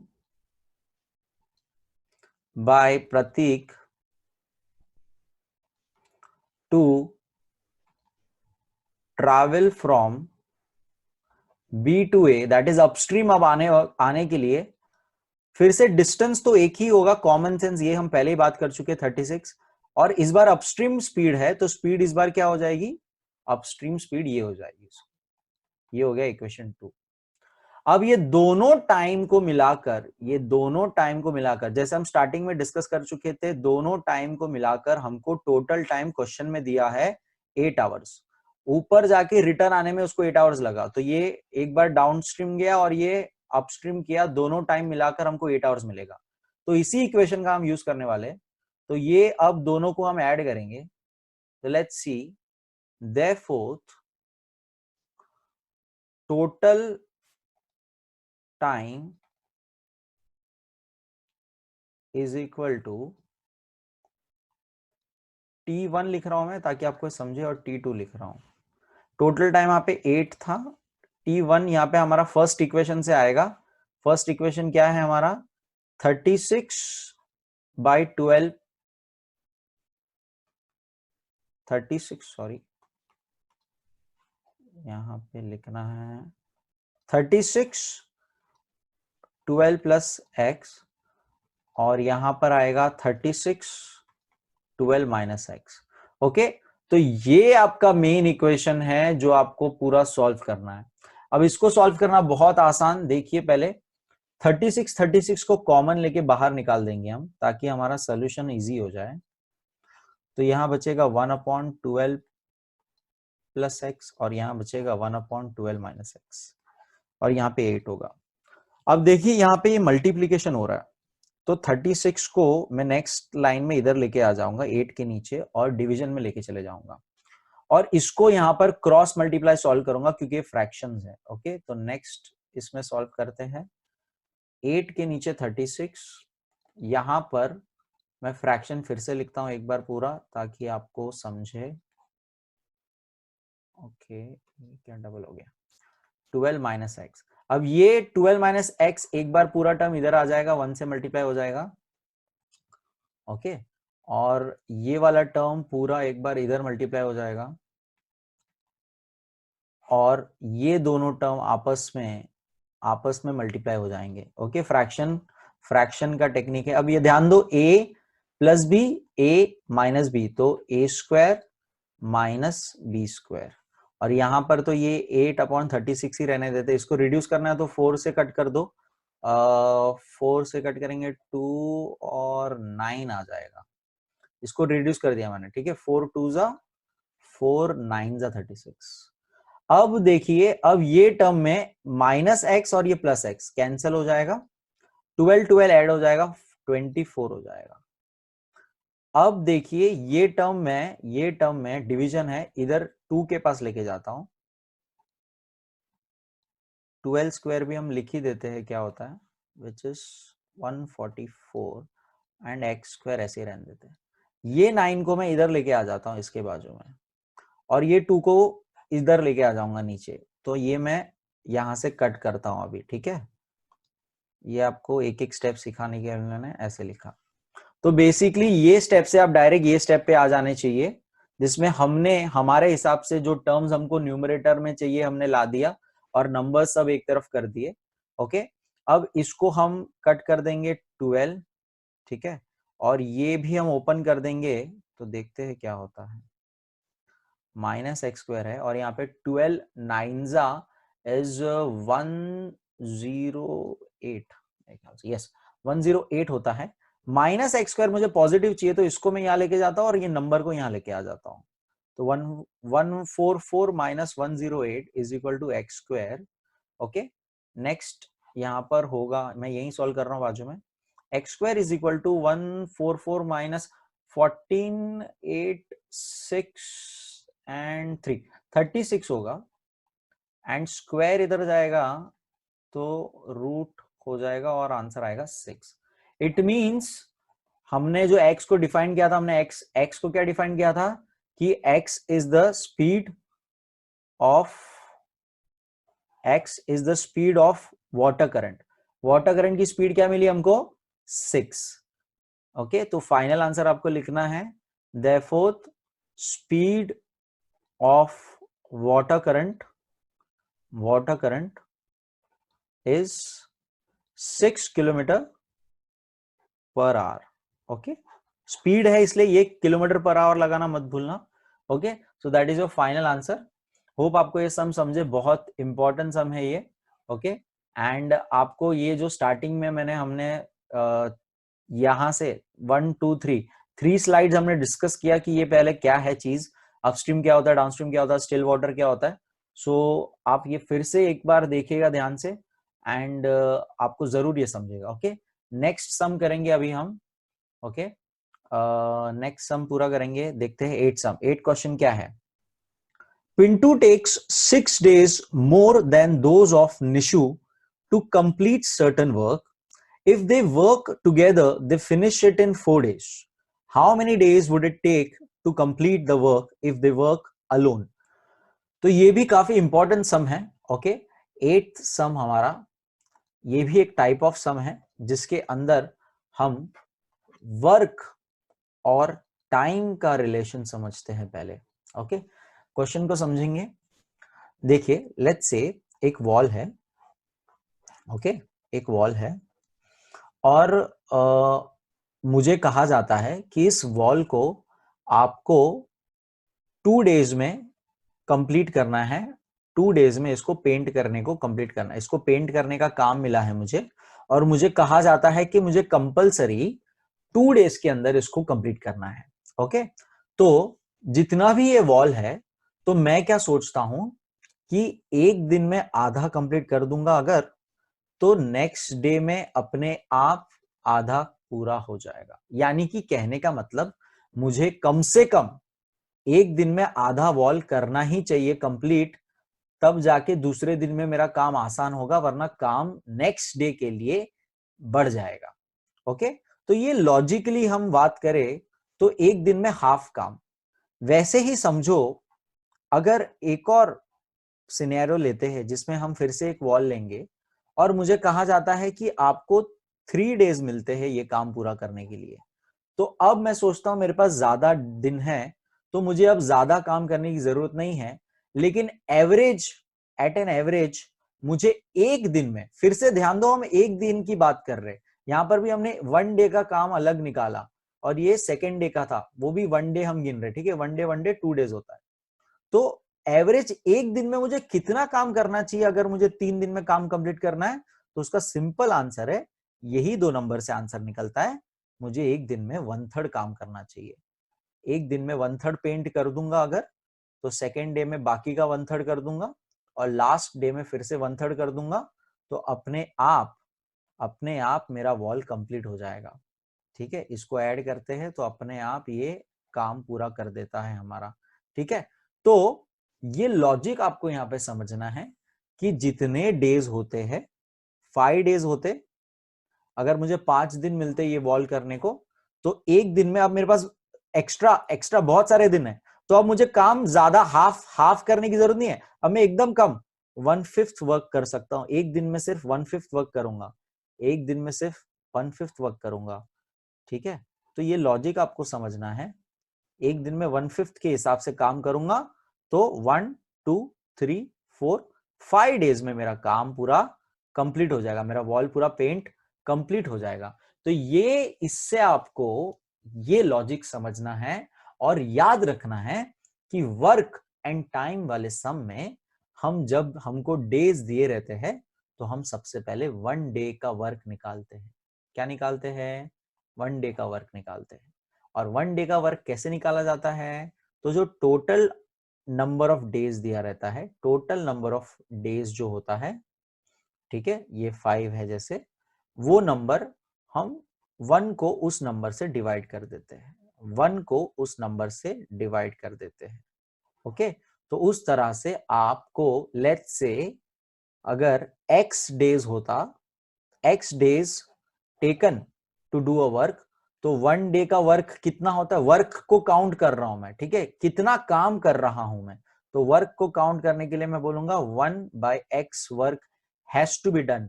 ओके, तो ये लॉजिक आपको यहां पर समझना है पहले। ओके, फिर से क्वेश्चन हम पढ़ेंगे, फिर से हम ध्यान देंगे कि Pintu take 6 days more than those of Nishu to complete a certain work. तो पहले वाले स्टेटमेंट से, ओके एक सेकेंड, ये पुराना वाला है।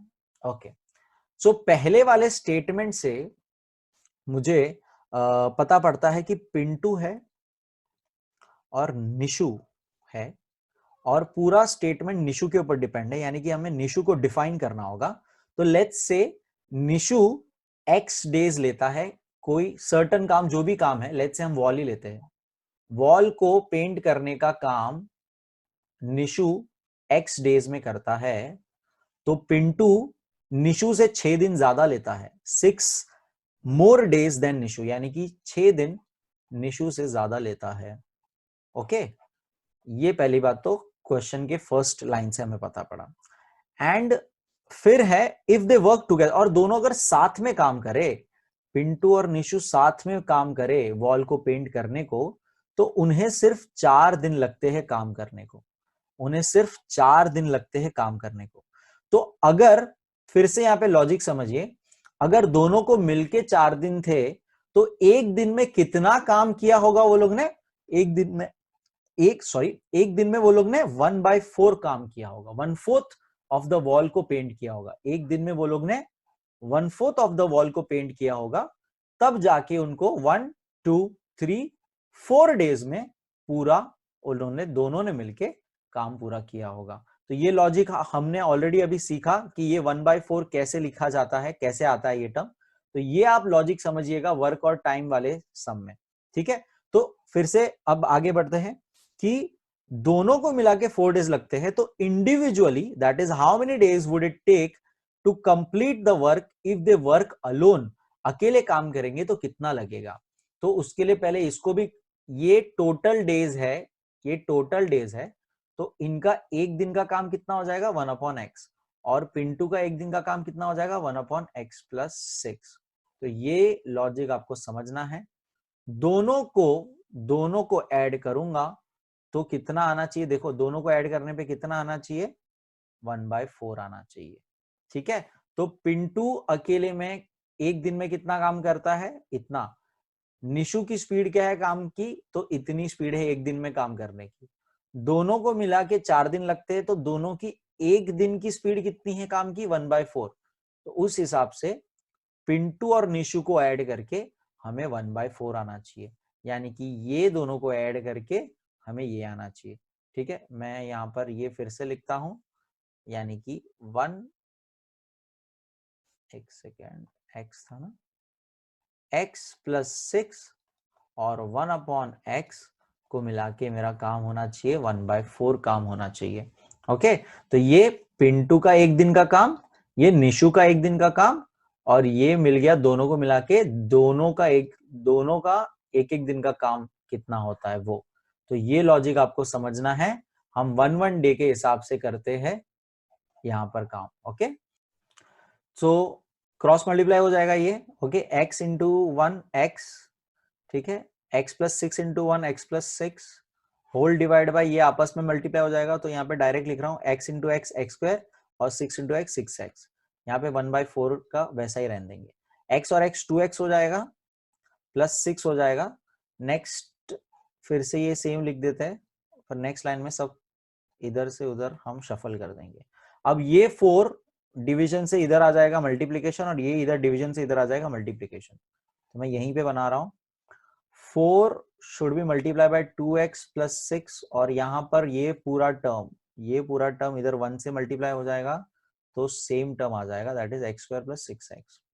अब ये मल्टीप्लाई अंदर 4 2 = 8x, 6 4 = 24, यहाँ पर x², यहाँ पे 6x। ये टर्म को एक साथ हम लिखते हैं, हमारा क्वाड्रेटिक इक्वेशन अब क्रिएट हो रहा है, -8x - 24 = 0। ये माइनस करने पर हो जाएगा -2x - 24 = 0। अब इसको स्प्लिट द मिडिल टर्म, -24 को स्प्लिट करना है हमें, 6 4 = 24 होता है, 6 - 4 = 2, लेकिन हमें -2 चाहिए और -24 चाहिए, इसका मतलब बड़ा नंबर हमें माइनस में चाहिए। तो x² - 6x + 4x - 24 = 0। इसमें अब कॉमन लेंगे, मैं आगे लिखता हूं, x कॉमन हो जाएगा, लास्ट पूरा लिख रहा हूं, 6x + 4x - 24 = 0। x कॉमन हो जाएगा, 6 बचेगा, यहां पर भी सेम टर्म आएगा, तो बाहर देखो क्या गया 4x और 4 24 माइनस, और प्लस बरोबर एडजस्ट कर लिया, x माइनस 6 इसके अंदर कॉमन, ये तो बचा क्या, x प्लस 4। ओके, अब ये एक एक बार फिर से इक्वेट कर देंगे, तो इधर आएगा 6 और इधर आएगा -4। कॉमन सेंस है, x हमारा डेज है, राइट, नेगेटिव डेज हो सकता है, नो, तो ये आंसर नहीं है, it mean 6 days. So 6 days, तो हमारा निशु ने मतलब 6 डेज लिया वर्क करने को, और उस हिसाब से पिंटू ने 6 मोर डेज लिए थे, पिंटू ने 6 मोर डेज लिए थे निशु से, तो 6 + 6 उसका हो जाएगा 12 डेज। तो इंडिविजुअल डेज क्या हो जाएंगे, 6 डेज एंड 12 डेज। तो फाइनल आंसर आप इस तरह से लिखेंगे, Nishu will take 6 days to complete the work while Pintu will take 12 days to complete the work. Okay, इस तरह से काफी आसान। थोड़ा सा आपको फिर से लॉजिक याद रखना है, डेज एंड वर्क का ये जो लॉजिक है कि हम जितना भी काम हमें दिया रहता है उसको हम वन डे का काम निकालते हैं, जिसमें हम 1 को डिवाइड कर देते हैं। ओके, तो ये लॉजिक आपको याद रखना है। सो नेक्स्ट क्वेश्चन देखेंगे, 9th क्वेश्चन देखेंगे। If 460 is divided by a natural number, quotient is 6 more than 5 times the divisor and remainder is 1. Find quotient and divisor. Okay, ये भी फिर से एक और अगेन टाइप ऑफ सम हो गया ये। इसके लिए आपको पता होना चाहिए सिंपल सा लॉजिक, आपको मैं बताता हूं यहाँ पर। Let's say, let me take here number 13 और 6 12 और 1। ओके, तो ये यहाँ पर देखिए कुछ टर्म्स है, वो आपको पहले पता होना चाहिए टर्म्स क्या है। Okay, so I am gonna write here, now this is called your quotient. Okay, इसको कोशंट बोलते हैं। Okay, this is your remainder, इसको रिमाइंडर बोलते हैं। This is called your divisor, इसको डिवाइजर बोलते हैं। ओके, एंड दिस जिसको हमने डिवाइड किया, दैट्स योर डिविडेंड। ठीक है, तो ये चीज आपको पहले पता होनी चाहिए पूरा, और इनका रिलेशन क्या है आपस में वो पता होना चाहिए। सो डिविडेंड, यही इक्वेशन आपका, dividend is equal to divisor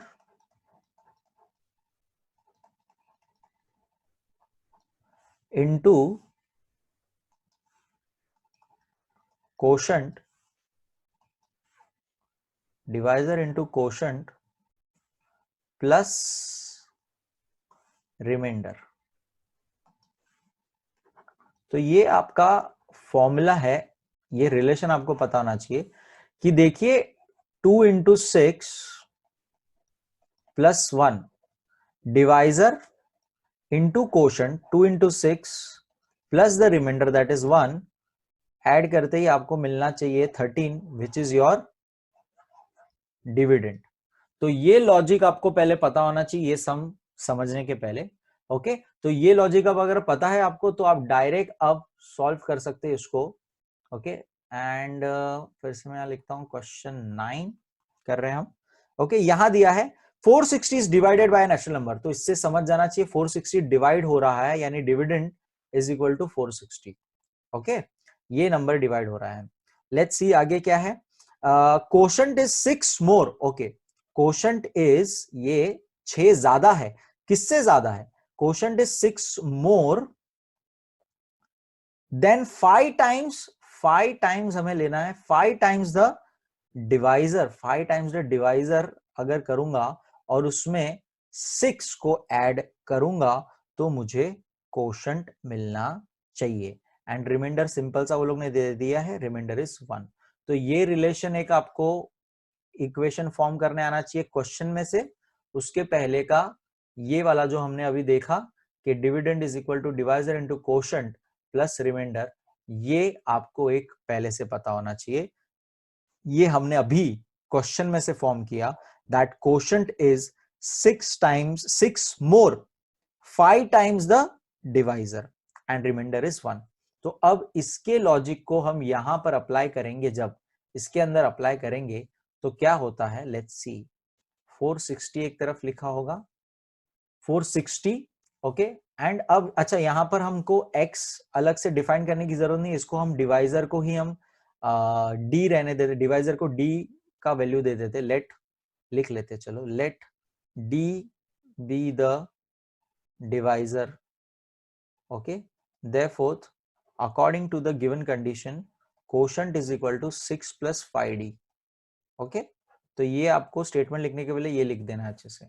उस हिसाब से ये वाला फॉर्मूला मैं जब अप्लाई करता हूं तो d मेरा d रहेगा, कोशंट मेरा ये रहेगा, that is 6 plus 5d, okay. ये कोशंट की जगह पे आएगा, ये मैं फॉर्मूला ऊपर फिर से लिख रहा हूं, r, और फिर प्लस r की जगह पे r रहेगा, यानी 1 रहेगा, ओके। सारी वैल्यूज में सिर्फ d मिसिंग है जो हमें फाइंड करना है। 460 इज इक्वल टू, ये मल्टीप्लाई हो रहा है तो दोनों से मल्टीप्लाई कर देंगे इसको, और +1 को इधर लेके आ जाएंगे, -1 हो जाएगा। यहां पर साथ में मल्टीप्लाई करेंगे 6d, और d into 5d is 5d square, okay. ये हमारा हो गया like equation 5d square plus 6d, और ये माइनस करके बचेगा 459, जो कि इक्वल के इधर आ जाएगा तो माइनस हो जाएगा, 5d square plus 6d minus 459 equal to 0। तो ये हमारा बन गया क्वाड्रेटिक इक्वेशन जो हमें सॉल्व करना है। देखिए अब इस बार नॉर्मल इक्वेशन नहीं आया, क्योंकि इस बार ये सब फाइंड करना आसान था, इसलिए इस बार नॉर्मल इजी इक्वेशन नहीं आया, कहने का मतलब पहले तो हमें ये और यहाँ का कोएफिशिएंट मल्टीप्लाई करना है। तो यहाँ पर मैं फिर से पहले पूरा लिख देता हूं, 5d स्क्वायर फिर plus 60 minus 459 plus 60 minus 459 equal to 0। तो यहां पर पहले तो आपको समझना है, हम पहले ये एक्सरसाइज में कर चुके हैं, तो आपको ये अब आना चाहिए कि हमें एक्सट्रीम नंबर्स का पहले मल्टीप्लाई करके निकालना होता है कि कितना आएगा ये। अब इसको मल्टीप्लाई करना काफी आसान है, 10 का जो भी होता है उसको डिवाइड बाय 2 कर देंगे हम, 2295, तो 2295 आंसर है इसका। इट मींस मल्टीप्लाई करके 2295 आना चाहिए, और वही फैक्टर्स को, वही जो फैक्टर से मल्टीप्लाई करूंगा उसको प्लस या माइनस करके 6 आना चाहिए।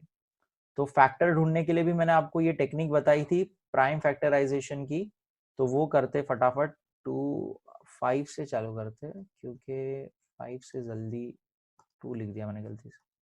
तो फैक्टराइजेशन करेंगे, 5 4 जा 20, 2 कैरी, 5 5 जा 25, 4 कैरी, 9 जा 9 9 9, और ये 3 में जाएगा, मतलब 3 1 जा 3 5 जा 3 3 जा 3 5 15, 3 फिर से 3 में जाएगा, ये 3 5 जा 15 और 1 जा 51, ओके। 51 पे मैं आगे जाने नहीं सोच रहा हूं, क्योंकि मुझे पता है मुझे 6 चाहिए, और ये नंबर अब यहाँ पे देखो, 5 इंटू 3 इंटू 3 कितना होता है, 3 3 9 होता है, 9 5 45 होता है, 45 और 51, देखो ये दोनों नंबर ही मेरे आंसर है, क्योंकि 51 माइनस 45 आप करोगे तो आपको मिलेगा आंसर 6, और यही दोनों नंबर को आप मल्टीप्लाई करोगे तो ऑब्वियसली आपको मिलेगा 2295, ओके। तो इस तरह से हम फैक्टर ढूंढते हैं, और अब यहाँ पे हम लिखेंगे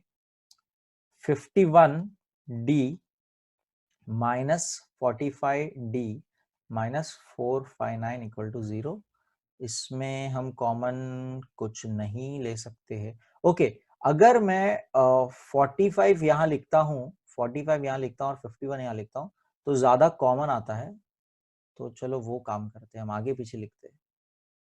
वैसे इसमें भी सॉल्व हो सकता है, उससे कोई फर्क नहीं पड़ेगा, बट मुझे थोड़ा कॉमन लेके उसको सिंपल करना है, ओके। तो ये मैंने -45d पीछे लिख दिया और प्लस 51d इधर लिख दिया। प्लस माइनस बहुत जरूरी है, नंबर के साथ जाना चाहिए। अब यहाँ पर देखो 5 कॉमन, दोनों में 5 कॉमन हो गया, d कॉमन हो गया, तो अंदर d बचा, यहाँ पे 9 बचेगा सिर्फ। 5d into D 5d square, 5 into 9 45, और d बचेगा। यहां पर भी सेम आएगा, हम ये ऑलरेडी सीख चुके हैं। इट मींस बाहर चला गया पूरा 51, 51 9 जा 459, ओके, एंड 51 डी जा डी, और माइनस है तो बरोबर माइनस है, इट मींस यहाँ पे प्लस, दोनों में d माइनस 9 कॉमन, और यहां पर आ जाएगा 5d प्लस 51 इक्वल टू 0। इसको हम सॉल्व करेंगे आगे, तो मैं नेक्स्ट इसमें लिख रहा हूं d माइनस 9 इक्वल टू 0 और 5d प्लस 51 इक्वल टू 0। एक बार चेक कर लेते हैं, 5d plus 51 and d minus 5d plus 51, okay. So इसको अब सॉल्व करेंगे, काफी आसान, d equal to 9, d equal to 9, और यहां पर माइनस 51 हो जाएगा और d इक्वल टू माइनस 51/5। तो देखो स्टार्टिंग में ही हमको बोल दिया था कि नेचुरल नंबर है, तो नेचुरल नंबर तो नहीं है ये, इसलिए ये नहीं आएगा। नेचुरल नंबर पॉजिटिव होना चाहिए, इट मींस डिवाइजर मेरा है 9, ओके। तो डिवाइजर 9 है, उस हिसाब से कोशंट भी फाइंड करना है। कोशंट क्या होगा, तो कोशंट का हमने क्या क्या किया था कि डिवाइजर का 5 टाइम्स करना है, उसमें प्लस 6 कर देना है। तो 5 इंटू 9 प्लस 6 यानी कि 45 प्लस 6 यानी कि कोशंट हो जाएगा 51, ओके। तो कोशंट इज 51, डिवाइजर इज 9, तो that is your answer, okay. Hope आपको ये समझ में आया होगा, बहुत सिंपल सम है, खाली थोड़ा सा कैलकुलेशन ये वाले में हमें ज्यादा करना पड़ा in finding the middle term, split the middle term में फैक्टराइजेशन में ज्यादा करना पड़ा। आगे देखेंगे last sum of the exercise, 10th sum, okay, let's see. Okay, last sum देखेंगे, लास्ट सम 10th क्वेश्चन कर रहे हैं हम। यहां पर हमें ट्रेपेजियम दिया है और एक शायद से एक्टिविटी बेस्ड क्वेश्चन है ये, तो यहां मैं एक ट्रेपेजियम पहले बना देता हूं एंड हाइट भी दिया हुआ है, okay. So this is something the figure,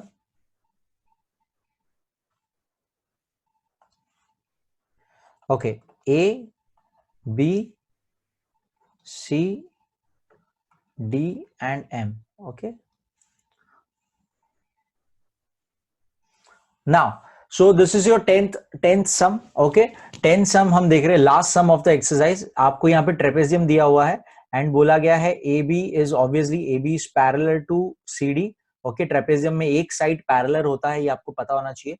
so this is parallel, AM दिया हुआ है एंड यहाँ पर इसकी वैल्यू दी है x, हमें इसकी वैल्यू हमें दिया है, दिस इज इक्वल, मतलब आइसोसेलेस ट्रेपेजियम है ये, x माइनस 2 दिया है ये, एंड AM हमको x माइनस 4 दिया हुआ है, okay. So that's, and this also DC भी दिया हुआ है, DC का मेजरमेंट है 2x प्लस 1, ओके। सो ये पूरा मेजरमेंट हमको दिया हुआ है and we are suppose to find, अच्छा एरिया पूरा दे दिया हमको, एरिया इज 33 सेंटीमीटर स्क्वायर बोला है लोग ने, and from the information fill in the blanks बोला हुआ है नीचे। तो पूरा एक्टिविटी बेस्ड क्वेश्चन है, इसके लिए आपको सिंपल सा आपको पता होना चाहिए what is the formula of area of trapezium, एकदम सिंपल सा। तो गिवन में आपको पहले तो बोलना है जो गिवन पार्ट है, that is quadrilateral ABCD is a trapezium, okay, बहुत ही simple, is a trapezium and AB is parallel to CD, okay. And area of, जैसे मैंने बात की अभी, आपको एरिया ऑफ ट्रेपेजियम पता होना चाहिए। Area of trapezium is half into sum of parallel, half into, मैं लिख रहा हूं यहां पे, half into sum of parallel sides, parallel sides का सम करना है, उसका हाफ करना है, और अलग से इंटू ये AM, half into sum of parallel sides into AM, that is a height, okay. तो ये वैल्यूज अब फुल करनी है हमको, ये हमको एरिया दिया हुआ है वो लोग ने, दैट इज 33, यहाँ पे हाफ हो गया। AB यहां पर देखिए, AB क्या हो जाएगा हमारा x, okay. CD that is 2x plus 1 and AM is x minus 4, okay. अब ये देखो, सिंपल करने के लिए 2 को यहां पे देता हूं, 66 कर देता हूं इसको मैं, एंड इसको ऐड कर दूंगा तो 3x प्लस 1 हो जाएगा, और ये मल्टीप्लाई है तो ऐसा कुछ हो जाएगा, ओके।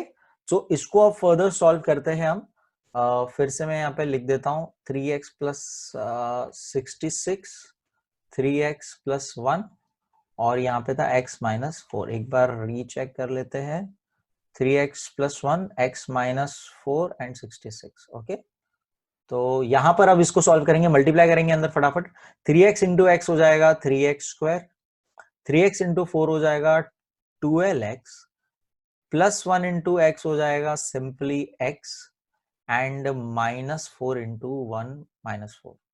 इसको फिर से और सिंप्लीफाई करेंगे तो ये प्लस माइनस माइनस 11x आ जाएगा, माइनस 4 हो जाएगा, 66 है।